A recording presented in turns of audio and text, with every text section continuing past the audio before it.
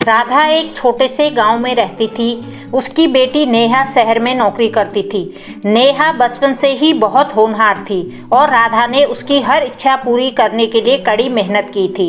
Mother's day का दिन था। राधा सुबह से ही बगीचे में काम कर रही थी।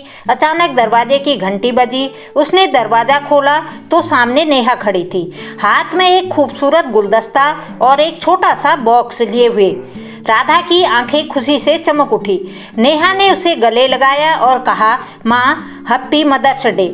आपने मुझे जो कुछ भी बनाया है उसके लिए आपका धन्यवाद। राधा की आंखों में आंसू आ गए। उसने कहा, बेटा, तुम मेरी सबसे बड़ी खुशी हो। नेहा ने उसे वह छोटा बॉक्स दे दिया।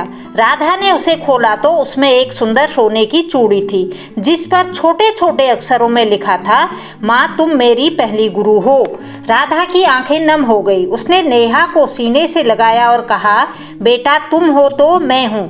मेरा हर दिन मदर्स डे है क्योंकि तुम मेरे जीवन का सबसे खूबसूरत हिस्सा हो। उस दिन माँ और बेटी ने साथ खाना बनाया, पुरानी यादें ताज़ा की और दिल से दिल की बातें की। यह मदर्स डे उनके जीवन का सबसे खूबसूरत दिन बन गया। राधा एक छोटे से गांव में रहती थी। उसकी बेटी नेहा शहर में नौकरी करती थी। नेहा बचपन से ही बहुत होनहार थी और राधा ने उसकी हर इच्छा पूरी करने के लिए कड़ी मेहनत की थी। मदर्स डे का दिन था।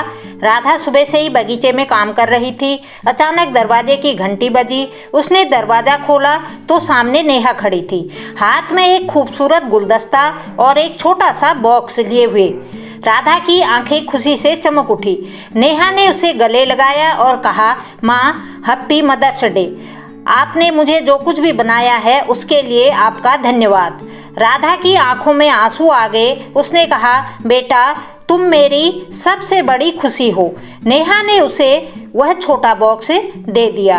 राधा ने उसे खोला तो उसमें एक सुंदर सोने की चूड़ी थी, जिस पर छोटे छोटे अक्षरों में लिखा था, माँ, तुम मेरी पहली गुरु हो। राधा की आंखें नम हो गई। उसने नेहा को सीने से लगाया और कहा, बेटा, तुम हो तो मैं हूँ। मेरा हर दिन मदर्स डे है क्योंकि तुम मेरे जीवन का सबसे खूबसूरत हिस्सा हो। उस दिन माँ और बेटी ने साथ खाना बनाया, पुरानी यादें ताज़ा की और दिल से दिल की बातें की। यह मदर्स डे उनके जीवन का सबसे खूबसूरत दिन बन गया।